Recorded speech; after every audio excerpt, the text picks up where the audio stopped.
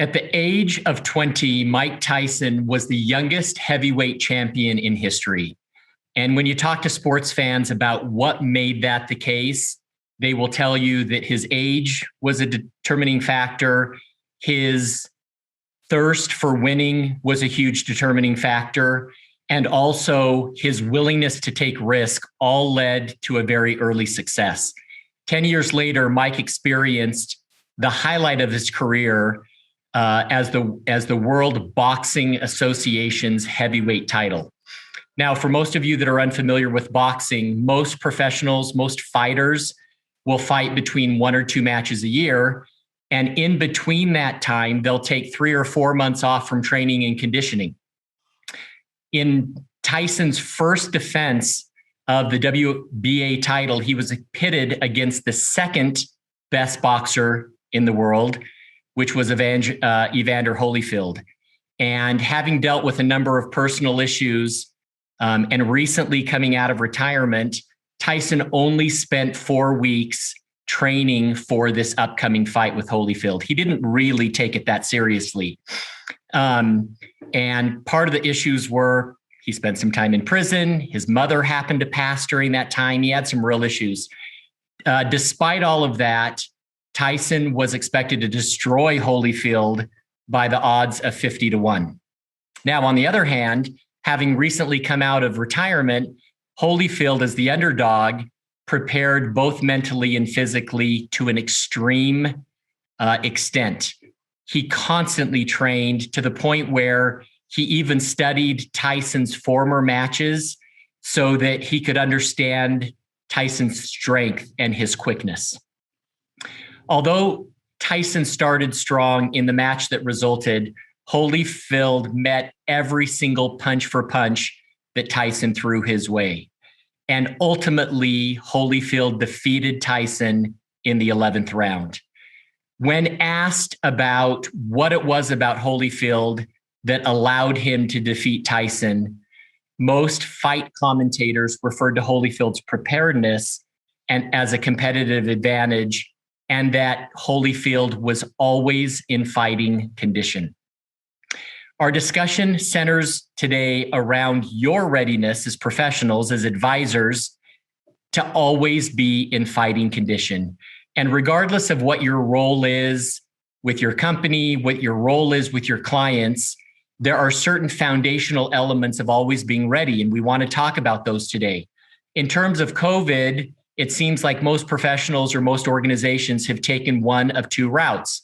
Some of them have put their head in the sand, hoping for the weather to pass sooner rather than later.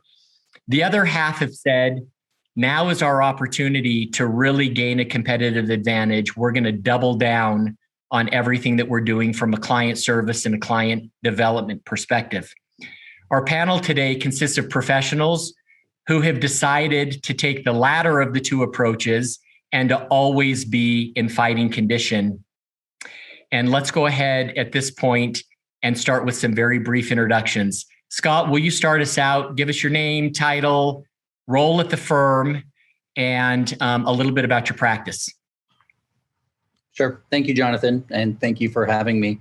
I'm Scott Rahn. I am the managing partner of RMO LLP. We are a litigation law firm based here in Century City, and we specialize in trust, estate, probate, and conservatorship litigation, fighting for the legacies that our clients' families fought so hard to build. Thanks, Scott. Elsa, will you go next? Sure. Hi, everyone. I'm Elsa Ramo, managing partner of Ramo Law. My firm specializes in transactional entertainment work, basically all forms of content from television to feature film. And I established my firm over 15 years ago. So I've been through an economic crisis in 2008 and a pandemic, and also the disillusion of 35 millimeter film. So nice to see everyone. Thank you, Elsa. David, please. Hi, my name is David Holtz. I'm a very special tax attorney. I was born a CPA, got my JD and became a lawyer, and then worked for Darth Vader, the IRS, for 5 years. I left and joined, made a firm with my buddies at the IRS, where we just do tax controversy work, defending people on collection matters or audit matters or criminal matters. And the firm now has been together about 16 years, and there's 7 attorneys. We're all exclusively former Internal Revenue Service attorneys. Thanks, David. And as Sharon mentioned, I'm Jonathan Fitzgerald, managing partner of Equinox Strategy Partners. We work with lawyers and accountants and business managers on increasing their revenue and their visibility in the marketplace. During our presentation today, folks, please, if you have questions, we'd like to take them in real time. Go ahead and throw them into the chat, and I'll monitor them as the discussion proceeds, and we'll get to as many of your questions as time permits. We've organized our discussion today into some different sections. The first section that we'd like to address is, how do we as professionals make new relationships when we can't do things that we're normally used to doing? In the past, prior to COVID, whenever we wanted to develop a new relationship, we'd invite someone to lunch, we'd invite them to happy hour. We would try to do something that was in person that would allow us to interact. Now that we're not running into people at conferences or networking events or on our way to or from lunch, it really begs the question, how do we continue to build our network if we can't be in person? And so, Elsa, perhaps you can address that first for the panel. How, during the past year, have you been able to expand your network with new relationships, even though you can't necessarily be face-to-face with people? I think there's a couple of things. One is, rather than thinking about new and fresh, it's about enhancing relationships. So that's something that's been a big focus for us as a firm, is spending that extra time or making the time to talk to a business manager or a talent agent that we've been dealing with for years, but have the luxury of maybe setting aside a few extra minutes to commiserate or identify what they're dealing with. The other aspect of it is really enhancing our referrals to one another. So it's about making strategic introductions for other people. And that has opened up doors for us to get to know and ask for references or referrals in areas that, you know, we didn't really necessarily have the time to try to find a labor attorney that other people really liked and reach out to, and kind of be strategic about networking and reaching out to new people in areas that we can be a little bit more targeted. I'd say like the sniper network approach. Like, does anyone know of a really great trust litigation attorney? And like Scott would pop up on that list. And, you know, so I've been trying to be a little bit strategic about who I'm trying to meet and using my existing network to find those people.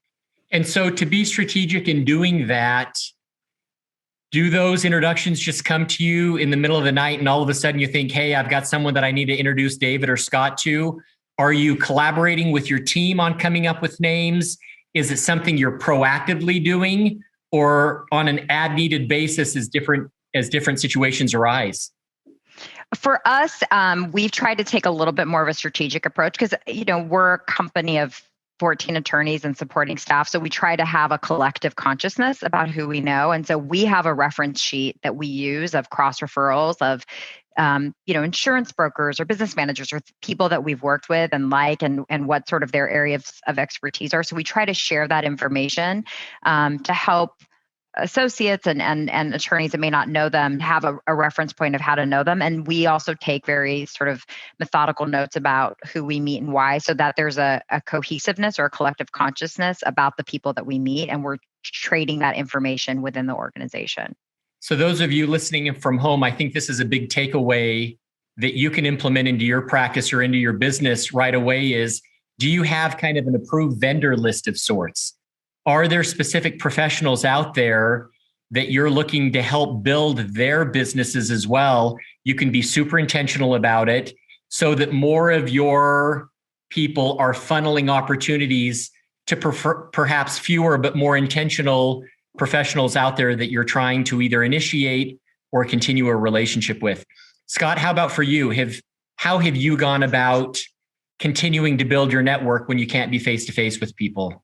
Sure. Well, I think for many of us, it starts with the why. And our why at RMO is about helping people. So whether that means we as a law firm are going to help them with their case, or whether we're able to refer them to Elsa or David or yourself or one of our many other referral relationships, that's kind of where we start. So what we did strategically is we looked at the places in the country where we didn't have strong referral relationships, and then reached out to our network to identify potential referrals in those areas and then initiated conversations. It's Zoomlandia, right? Zootopia. We have the opportunity to be anywhere. I can be on 12 planes a day, right? Whereas before you were limited to, I'm going to be in New York this day, I'm going to be in Miami that day. Now I can be anywhere in the country, frankly, anywhere on the globe. So we've taken advantage of that opportunity to establish relationships with attorneys who either do what we do or attorneys who know people who do what we do, so that when we get those inquiries for someone who does what we do in an area that we don't do it, we're still able to help the people that come to us because we know who those good people are, whether they're in North Carolina, Georgia, or Seattle. So we've taken a very strategic, let's take this opportunity to fill in the blanks and maximize the efficiencies that the pandemic is providing us and try to turn that into an opportunity. And we've built some really good relationships over the last year. I think we all thought, I think as Rahn had mentioned, that we all thought this was going to be short-lived, and it certainly has not been. But I think the benefit of that is that we've all learned to pivot and take advantage of the time and the opportunity that we have, especially now that we're perhaps going back to some form of normalcy. So for those of us listening and watching, hear you talk about the fact that you're actually reaching out to people who you don't know to try to establish these relationships. What has the reaction been? I mean, number one, I'd be interested in knowing what's kind of your process for reaching out? Because some of us may see that as a little creepy, particularly during a pandemic when there's enough dysfunction and creepiness out there. And then I'd be interested to hear how receptive are those new relationships when they do receive either your phone call or your email or your Zoom? I won't take that personally, Jonathan. Hypothetically, of course, you know me. Hypothetically creepy, yes. Yeah. So the approach has always been a soft one, a warm reach out, which essentially says something along the lines of, we receive inquiries for work where you are, right? We're not licensed there. We'd like to be able to potentially send these clients to you, right? Can we sit down and do a Zoom coffee, right? And get to know a little bit about you and about your practice to see if, what kind of cases you would want and what kind of clients you're looking for, just to make sure we can make a fit.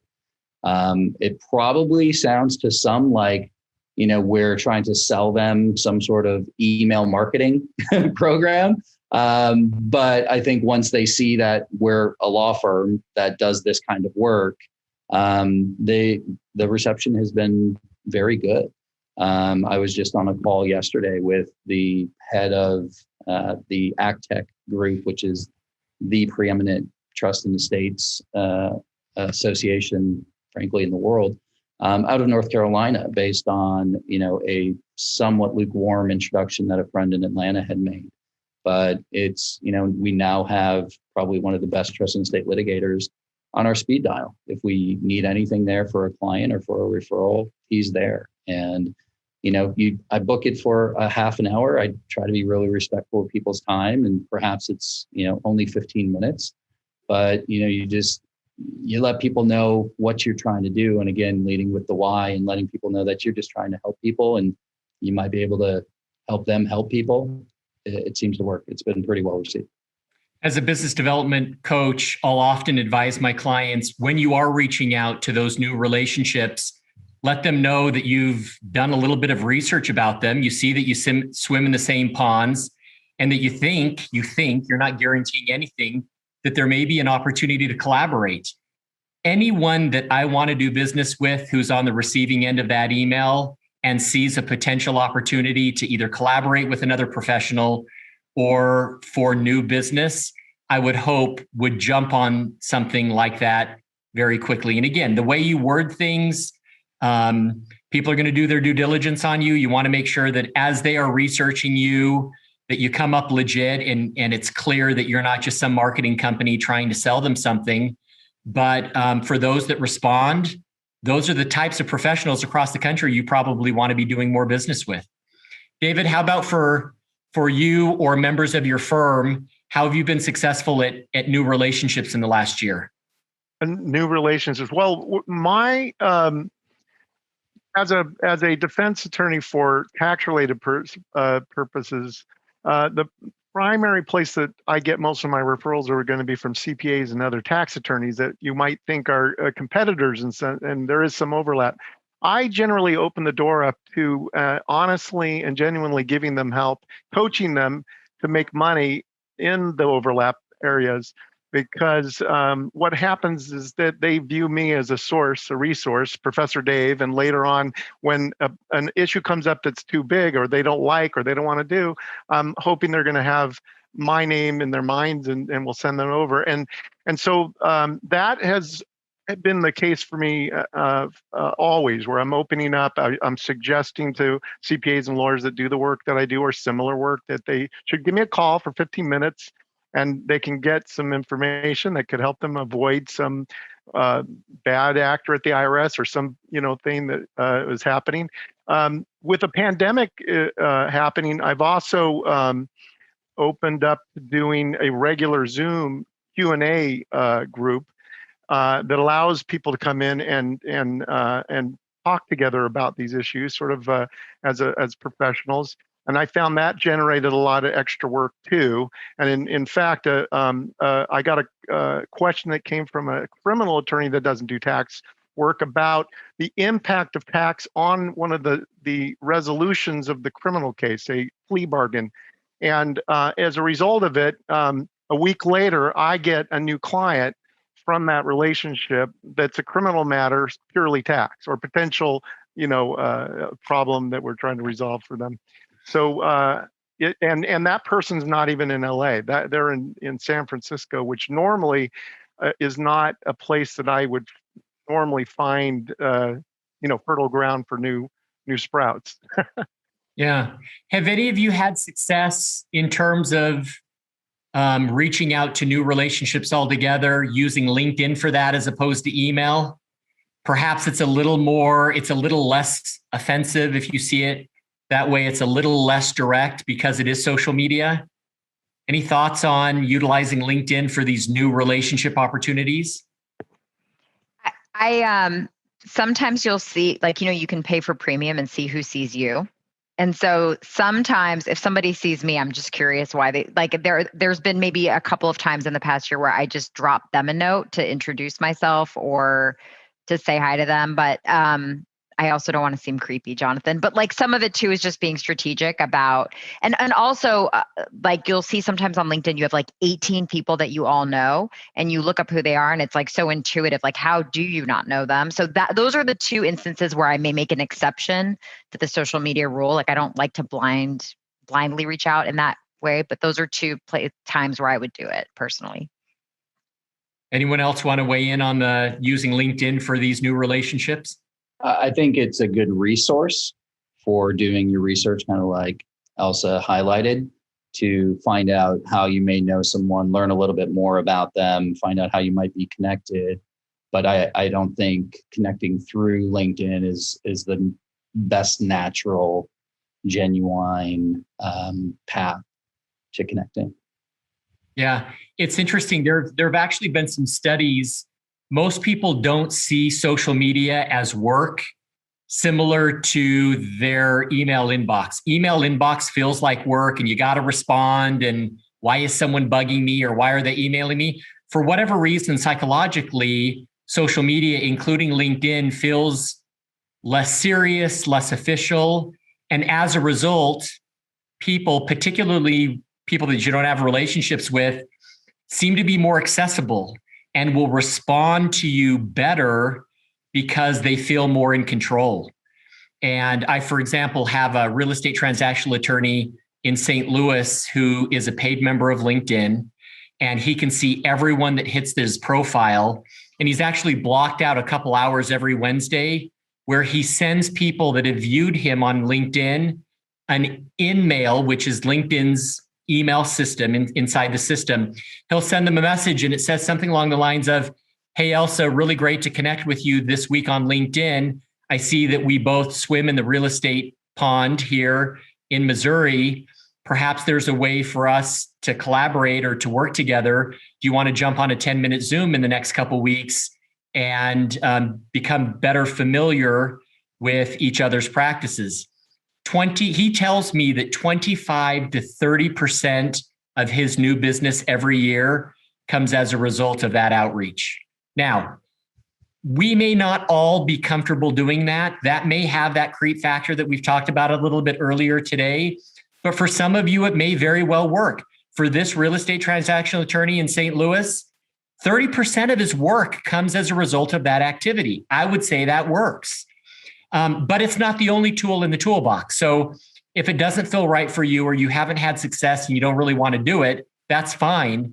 Just make sure you're using some other outlet for staying in contact with people. David, anything for you on the LinkedIn issue? Yeah, I'm not.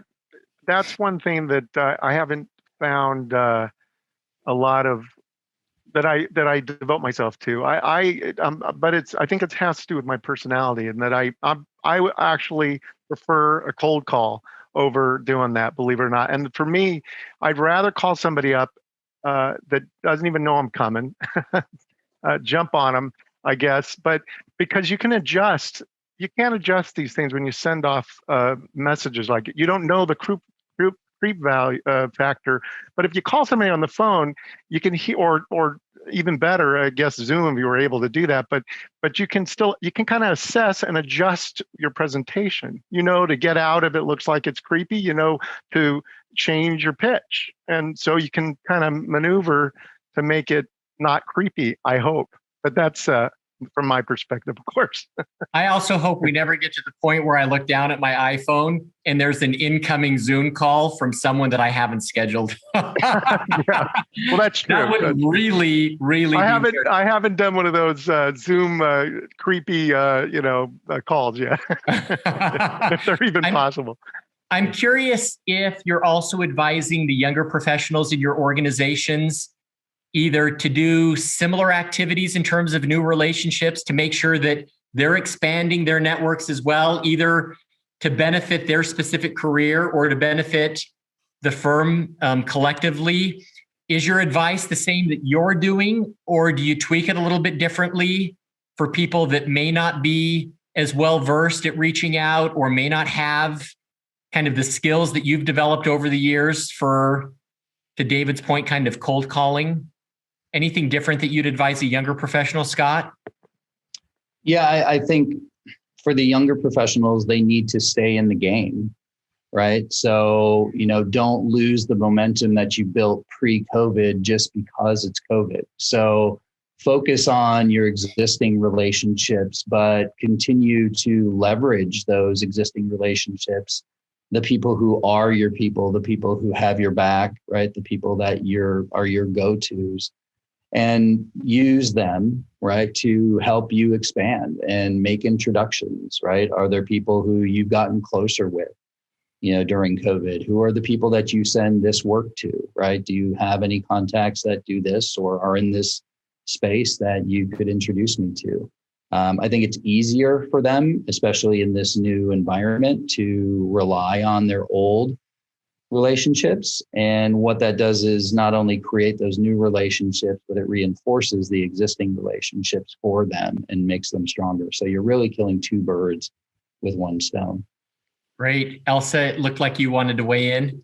Yeah, I was going to say, I started my practice, Scott came from a bigger firm. I really just needed to sign clients on my own. So kind of what I tell my associates is something that I did. And it actually kind of came full circle yesterday on one story, which is when I started, I would just read articles in Variety or Hollywood Reporter. And if I would read about somebody's announcement, like so-and-so just joined this management company or whatever the case may be, I would send them a bag of like a box of cookies and a congratulations note.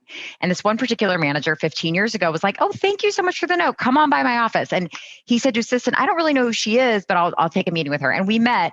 And it's funny because yesterday my client said, oh, I have this really big Oscar award-winning manager, and your name came up and he said that you guys met 15 years ago. And I got on the phone with him and he's like, how do we know each other? And I said, well, I just read an article about you and sent you cookies. And he was like, what? But, I tell my associates, you kind of never know how it's going to turn out. And we had this familiarity, and it was just because he liked my chocolate chip cookies and we met and we just connected then, but we never really had reasons to cross paths, but there was a familiarity in place. And to my associates, they should be, if they want to really pursue music clients or clients that are in the influencer space, it's such a, my industry in particular is so ever changing that they just have to say hey, I read about this movie or this short film or this crazy, AI thing you're doing. I'd love to talk to you about it for 10 or 15 minutes. And they have to invoke their curiosity to create that new connection. And my associates that are going to be rainmakers, right? They already have that inclination. And it's hard to push someone to do that unless they're that way. But I certainly believe in it. It has worked for me, and it works for younger people that don't have a Rolodex. Number one, you can always send me chocolate chip cookies. I will always receive that package, Elsa. Cookies, always, yeah. Number two, to Elsa's point, it doesn't sound all that sophisticated, but do we really care if it works, folks? I mean, obviously it worked in this instance. There may be other situations where someone just ignores her altogether, but whether it's a bottle of more wine, often than not. Yeah.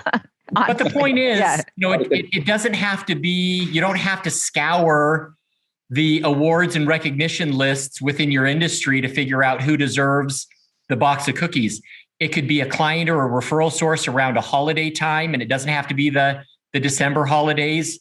It could be as something as simple as a handwritten note just to let someone know that you're thinking about them or that they exist, essentially. Those little acts of kindness and being proactive about it go so far because most people don't experience them all that often. David, anything for you in terms of how you're advising younger professionals? Well, first of all, I tell them that they should assess their personality and they want to do activities that they enjoy. That matches with that personality for a number of reasons. One thing, of course, life is short. If you build yourself a career that sucks, then life's going to suck and your career is going to suck. But marketing this is really important. The next thing is to keep an attitude of genuine helping, genuinely expressing love or heartfelt helpness. And it doesn't matter what category it is. When you're out there generally helping people get that new contact, answer questions about your practice or referring them to somebody else, and it's genuine and you're in the context of something you enjoy, I don't think there's a lot more to mix. It just, things will happen. That's what I experience. And when you do the thing where the guy that doesn't like going to the cocktail parties is in the it's just not going to work. It's just poor. It's a bad choice. People can generally sense if you're not genuine or if you're not authentic, if you're trying to force a situation because someone has told you that it works or it's on someone's checklist. People generally can perceive that. So to David's point, finding whatever it is that works for you, I think is a really important takeaway. Find, maybe it is that box of cookies to celebrate someone's win. An anniversary, a birthday, a big deal that they closed, some kind of an award that they won. Little acts of kindness like that work and they go a long way. And we probably all at some point feel like, oh, I should send David a congratulatory card, and we never get around to doing it. But I'm telling you, particularly during COVID, I've had plenty of clients that have sent gift baskets or hot meals to clients or referral sources or people within their network that are sitting at home, tired of the kids, tired of the spouse, trying to keep the dog from sitting in their lap, and they just need a little bit of break. And that delivery from the Elsas or the Davids or the Scotts of the world means everything to them. And it's so memorable that they'll always remember it because it so infrequently happens. I'd like to change the conversation a little bit now. We just got done talking about establishing those new relationships. What about the relationships that you currently have? I'm totally confident that if I opened any of your Outlook contact folders or I looked at any of your LinkedIn profiles, there are probably thousands of contacts there that have crossed your threshold at some point. with the limited time and energy that you do have for marketing or business development or networking, how do you even decide of the thousands where you're going to spend your time? Scott, would you mind weighing in on this topic first? How do you prioritize? I think that's the answer. I think you have to prioritize. And I think it goes back to what I was saying previously about really focusing on who your key people are, right? Who are the people that you send work to, right? Who are the people that you refer in? Who are the people that refer to you? And I think this pandemic gave us an opportunity really to be vulnerable and be human and take advantage of that opportunity and reach out to people just to check in, right? Because everybody was home or is home, with their kids and their cats and their dogs and their spouses and maybe their in-laws and who knows who else is stuffed in that house. But reaching out and just making contact and letting them know that you're just thinking about them as a human being from human to human, I think has been one of the more powerful approaches that we've seen be successful during the course of the pandemic. And then you can talk about, the business and all those kinds of things, but, really it's that human connection, that social animal instinct that we all have that, adds the value to you, to whoever you're reaching out to and your relationship, and just reinforces it. So we've spent a lot of time just talking about our experiences with, frankly, whomever we speak with. And we stay away for the most part, we don't even talk about business until maybe the end of a conversation, right? It's an intense, authentic human check-in. Yeah. So you bring up a couple of different issues. Number one, how much of these conversations should be personal versus business? That's something that we could talk about, would probably be good to know. The other thing that I'm curious about, Scott, is are these proactive calls that you're making to people in your network that you don't otherwise have pending matters with? And if so, what's been their reaction? It's like, well, if I'm not working with you on something, why the heck are you calling me? Elsa, do you want to weigh in on either of those two, either the personal versus the business, because they are contacts that you already have? And then also, are you being proactive about it or just reactive based on clients that you have pending matters with? I tend to be more on the reactive side just because I personally am sometimes put off by just general calls. Like, I don't like to speak generally about anything.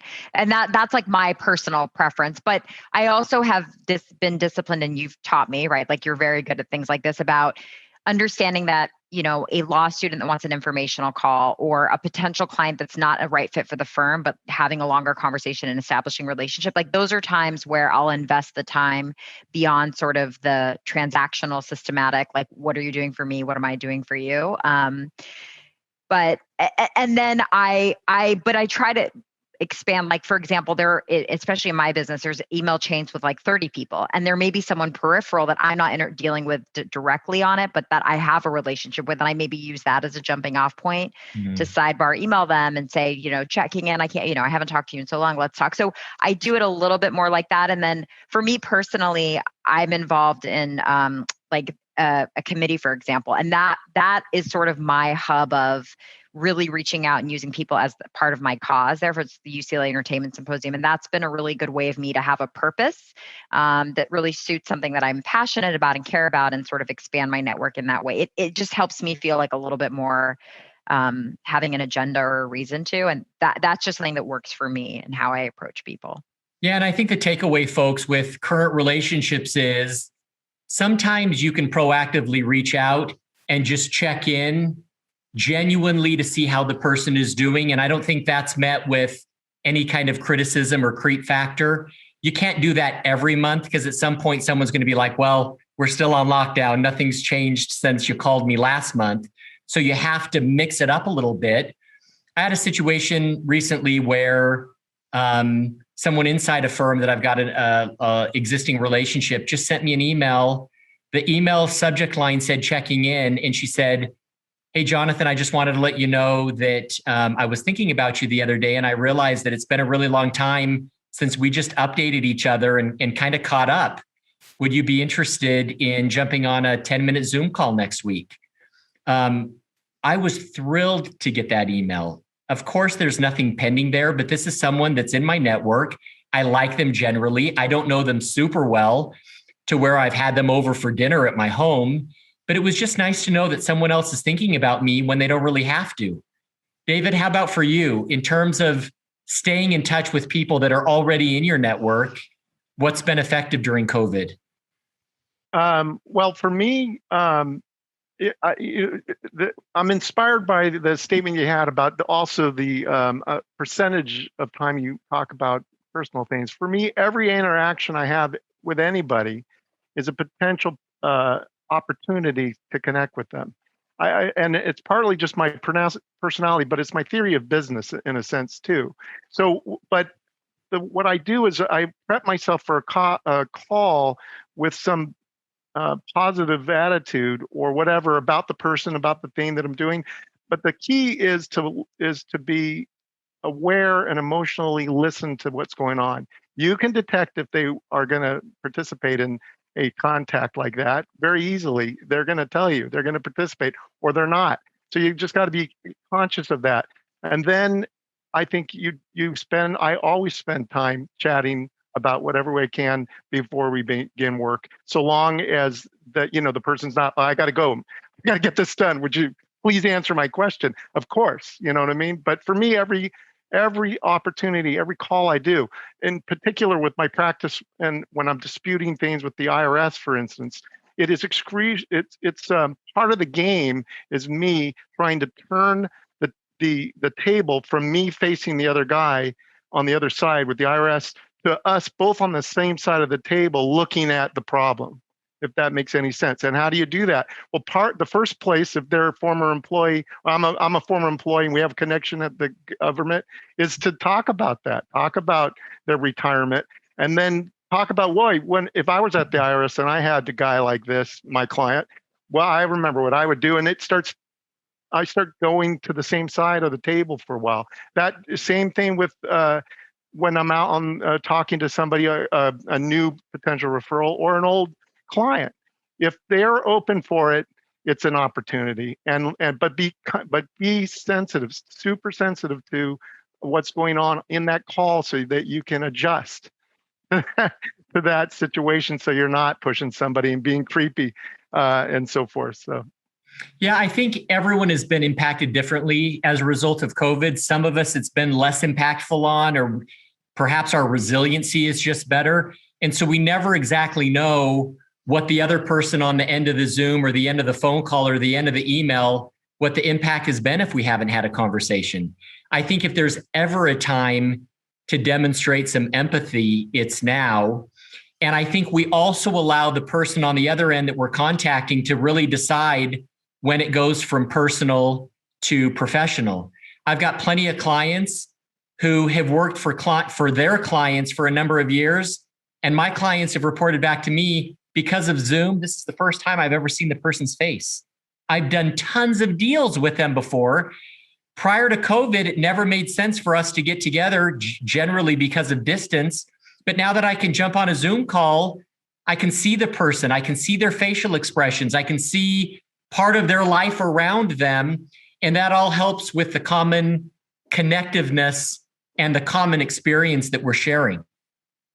When you are proactively reaching out, folks, do you find that people prefer a phone call, or can you convert them into a Zoom so that you get the added benefit of the facial expressions and the yawns and the head nods and the gotchas and all that kind of stuff? Scott, how do you go about asking people what they're, to kind of choose their own adventure? I invite people to a Zoom, but occasionally, and it's the exception, people will say, I'm just Zoom exhausted, and can we just please do a phone call? I don't want to put my pants on, right? Like, can we please just do it on a telephone call the old fashioned way? but I can probably count on one hand the number of times that that's happened over the last year where someone has, cried uncle and said, I don't want to Zoom with you. And it's usually with somebody that, feels comfortable because we have a relationship saying that.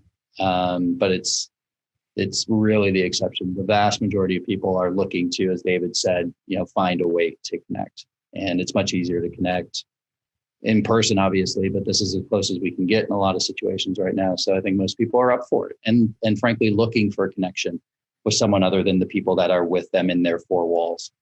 You're expecting us to believe, Scott, that people actually turn you down for a Zoom call? Come on. How is that possible? Elsa, how about for you? Has being able to convert these interactions to some kind of a video or Zoom interaction been effective? It's interesting because for what I do, so much is Zoom now. I'm sure you guys are experiencing this also, but like even pitches and like kickoff meetings with networks, and my clients want to talk on Zoom, which is like super funny because it was all phone, but now they want to like look at me and see my facial expressions. And what's interesting is like now my eye rolls are indicative, right? Like I can't get it. And my client this morning said she rolled her eyes. She doesn't like it. So the jig is up a little bit. And so in that sense, I don't necessarily push the Zoom calls, but one thing that has been effective that I've been on the receiving invitation of, and I've done is like kind of a coordinated like happy hour where like I just had a network invite 6 of my attorneys. They're sending us a little like happy hour kit and we're all getting on Zoom and everyone's excited about that. And I felt like that was like a really great gesture on behalf of the network. And we've done the reverse in a couple instances where, there's a group of us that really focus on a specific area of business and we want to get to know 1 or 2 people and we make it more of an event. It's sort of like an online networking event in a way. So those have been really effective because people appreciate the thoughtfulness around it. And it's something for everyone to look forward to. And it's not just one-on-one because sometimes people like the relief of having multiple heads to talk to. Yeah, good. David, how about for you? Yeah, definitely. I've recently, because of the COVID and the Zoom, I have had lots of referral sources that I've never, ever met, CPAs and lawyers. And recently, even last week, one of mine I haven't seen forever, an older fella CPA, I suggested it, he gets on and we're laughing because you don't know what, he kind of knew what I looked like from the internet. I had no idea what he looked like. And I think it definitely helps the communications. As you know, we're humans and nonverbal communications mean a lot to us. And I think it helped, it was fun. And I assume because it was fun for both of us, it helped, bring a connection together. So I like it and I prefer it if people will participate with it. And I've not yet seen too many people frown upon it, but a lot of times when I'm doing the work I'm doing, it just doesn't incline towards it. We're just always in the momentum of doing the phone call and looking at something. So it just doesn't get, it seems weird to say, hey, how about Zooming? It almost sounds like, hey, how about let's go drive go-karts or something like that.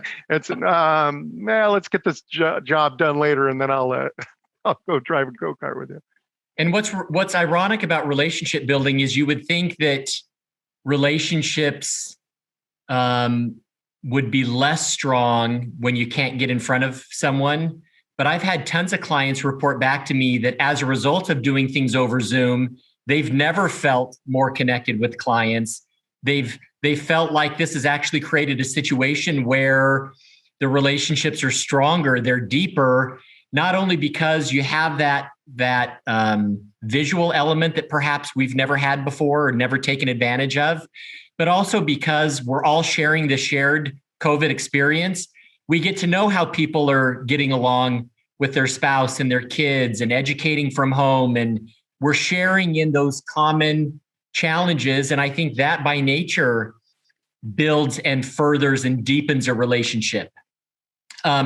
Switching topics again for a minute, I'm interested in how technology has either helped or hurt your outreach? And are there specific technologies, perhaps other than Zoom, that you have found helpful in making all of this work during the pandemic? Elsa, can we start with you? Yeah, I mean, in terms of reach out, I think I'm in that team Zoom paradox, right? Like all the things that we are in. I think there's like one other one, WebEx or something that certain networks use that it still scares me to be on. And other than that, I just do whatever my IT guy says. I think part of it too is like accessibility, like figuring out how to be accessible to people beyond email. And one of the things from a network and outreach standpoint, and also just responsiveness that I feel like is helpful is like the phones. It's something silly, but before pandemic, we never really thought about it. But having the ability to know when people call you and how, and not having this idea of like a message or an outreach getting stuck in the receptionist side of things or the office, like that's been something we've really had to refine since the pandemic started, because that cold call that I get, right, like it can't sit in the ether for 2 or 3 days just because I'm not physically in front of my office or my assistant taking the messages. So that's something that we've refined, because that 2 or 3 or 4 day lag sometimes is the difference between us engaging with a client. And that's, I guess with the cloud phone, you can do it on your actual cell phone and just forward calls. So things like that, and have helped us be a little bit better about how we're getting information, how we're giving information, and what's accessible to us. Scott, on the technology side, anything that has been particularly helpful that you're doing now that perhaps you hadn't been doing prior to this time last year? It's certainly using video conferencing is by far and away the biggest change, whether it's Microsoft Teams or Zoom. And I too hate it when it's something that I'm not familiar with and it looks like the entire thing's upside down. We had a trial in Los Angeles Superior Court last month where the LA Superior Court's non-Zoom program did not work. It wasted an entire day. And at the end of the day, we told the judge, how about we send a Zoom link to everyone here tomorrow and we'll do the trial on Zoom instead? And the judge said, it just works, right? And it's an easy platform. It's intuitive. Even I can use it. So that has been the biggest game changer. It's given us access to our team. It's given us access to existing referral sources and relationships. And it's allowed us to expand those relationships significantly, again, without getting on a plane, which pre-COVID was my happy place, right? Crawling onto the plane, no kids, no noise. The Wi-Fi never works the way it's supposed to. So you can kind of check out a little bit and just get done what you actually want to get done. That's all gone now, but the benefit is it's coming back. Yeah. At least you can be in contact with LA Superior Court, Scott. Right. This is the important thing. David, how about for you in terms of the use of technology or different technologies? Yeah, there is one thing that's going to sound like a plug, but so what I do is I have to deal with very sensitive information with a client that is that can get them in trouble, that the IRS might send a summons or a subpoena out, gather up stuff. I'm begging all my clients and everybody that I deal with, do not email. Why? It's a log too. And you can't even how do you delete an email? They're on every phone and on some computer somewhere. So what we've been doing, I'm pushing my clients to, is Signal. Now, Signal sounds like something for a drug dealer or something, I think. Some people think, but here's why I like it. It's an app. It's an app. It's like a substitute for maybe like text or WhatsApp or things like that. The reason why I like it is that you can set the thing, it's encrypted, but you can set the text to delete automatically within a day, 12 hours, a week. I tend to push my clients there, set it so that the communication deletes within a week or less. And then I invite them now to text me. Everybody is avoiding these calls. It slows things down. But the best way in the past for me was to say, don't tell me where the smoky gun is on the grassy knoll. Call me and talk to me about it. Now I can talk a little bit more freely because it's disappearing. It mimics a little bit more like what humans do, where we talk and it's gone. It's not like Snapchats for grownups. Something like that. And what's amazing about it too is that you can also send docs. You can also send things through it, and those things will disappear. I am told by I'm not a techie guy. I've been told by them this is secure. Of course, I put the note to it is this is a changing thing. It's almost like the race with the technology within countries and espionage. I'm sure one day it won't be, and you'll have to move to something else. For now, though, it's wonderful. And what's been happening is my clients now have accessed me in a way they hadn't, and the referral sources do, because they can pop up and say stuff to me and get my attention, although it doesn't have to be attention getting like a phone call. You know what I mean? Wait, what is it called again? Sorry, I'm not writing it down. It's called Signal. It's like Signal. WhatsApp. It's like Okay, WhatsApp, except for it has that added feature. I like it. I'm pushing everybody there. And like, for instance, I have a case right now that I'm dealing with a CPA. We're working with the client. I have to insulate the situation. So I'm the go-between to communicate, to protect the client, to get an amended return in. Now I can do this where it would take like a letter, a phone call, back and forth. Something that would take maybe 3 hours is happening really quick, and it's protected. And I'm still the gatekeeper. So it goes away, and then it disappears, and that's what lawyers love, especially guys like me. Supposedly, it goes away. Yeah. Well, I know that's what I'm scared about, of course, but they've told me. But I know, yeah, I'm sad. Scott and I would accidentally tweet it. You know what I mean? Like, that's the problem. Well, remember, it is on whatever device it's on. It'll be on that device for as long as it's there, and then it'll delete. You gotta, and if somebody takes a picture of the screen, it's not like you can't stop people from recording stuff. It's still what it is. Try to avoid electronic information when you have something that matters, that's scary, that's secure. But I feel we all feel this is one of the problems of being in this new world. Somehow I think Snowden still has access to it, but that's a conspiracy theorist to me. That's a different MPTF presentation for the future. Thank you, Scott. Jonathan, one other technology thing, that actually has made a big difference is we didn't really use Slack before the pandemic. And so what we do have dedicated channels that our internal staff can subscribe to. So for areas of interest, and that's kind of how we kind of internally cross-reference or cross-refer, share information that is causing us to do more outreach. So like there's a channel about, unscripted television stuff. And we'll say, oh, hey, take a look at this article about this particular thing, or I'm on the phone with this agent. He said it's this, that. So the sharing of the information. So in real time, we're all kind of keeping each other in the loop on things also kind of helps prompt that business development side as well. Good. I like it. The last topic that I'd like to cover before our time is over is I'm interested in hearing what activities you're doing differently now as a result of the pandemic to be more resourceful to your networks, to be more resourceful to the people that you serve and that you get referrals from. Are there forums that you've created? David hinted on it a little bit earlier in the Zoom today about kind of this Q&A forum that he sets up once a month. He can invite people that he meets along the way to be a part of it. He doesn't charge anyone for it. He answers questions. It's kind of a nice opportunity to have specific things answered as long as they probably don't take an hour to do. Are there other things that you're doing to add that value or to demonstrate the value that your organizations can provide?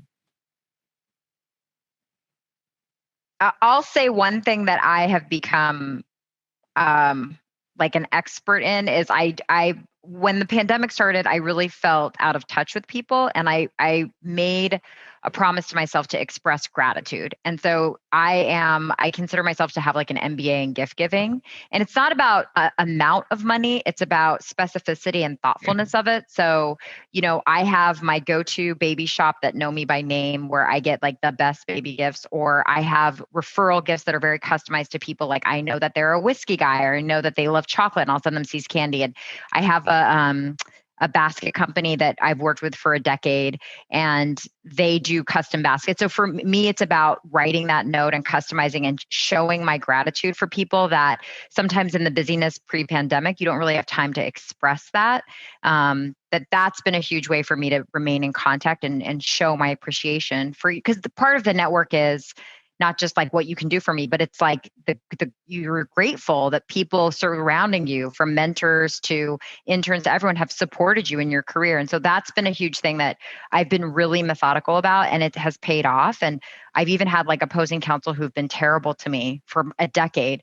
This one particular guy, he's now so nice to me just because I got his daughters these cute dresses. And like it was like like I wish I would have gotten it 5 years ago. But things like that, I think that I've invested the time and have really paid off. And it's genuine. Like I want people to know that I appreciate them being in my network, even though I can't see them.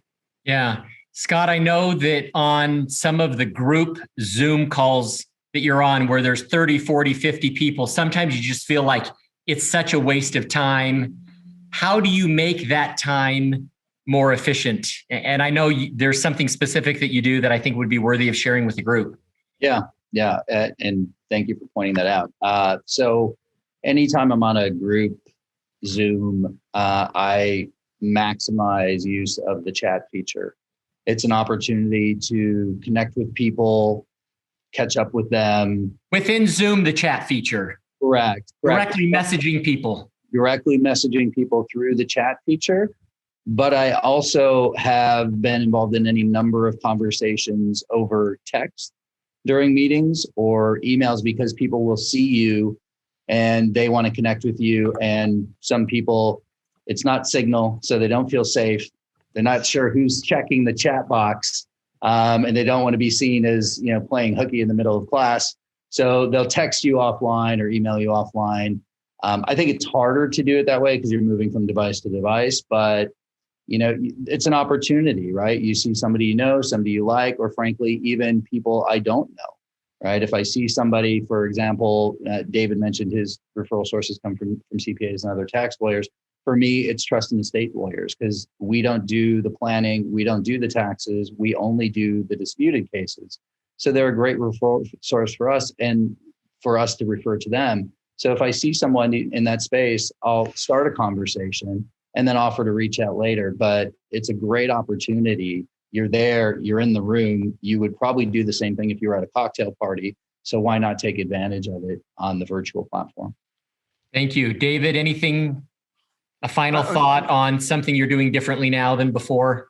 Well, the only thing that inspired by the conversation was that when we're doing Zoom and we have a bigger group, we definitely push for the breakout groups of around 3 to 5 and try to do them often, because there's so many different personalities out there. Some people are able to pronounce themselves into a group. If you stay on Zoom in that level, only those people that can be big enough for the group will be heard and seen. So we got to give those little sidebars, or those when you walk in the room and you group together with a few people, make those opportunities. That's the only thing I would encourage for people that haven't thought of that when you get to bigger groups. Great. David, Scott, Elsa, thank you for your comments today on how to always stay in fighting condition. Shahram, I'm turning it back to you. Thank you, Jonathan, and thank you, Elsa and Scott and David, for a great discussion. And thank you for joining us for the MPTF PAN webinar, 2021 Strategies for Furthering and Fostering Relationships Virtually. We hope this presentation helped you professionally to reach out to clients or potential clients. Kathy will keep you updated on our next presentation in May. We are still confirming the date, but it's going to be a great topic. So we'll see you all soon. Thank you for joining in.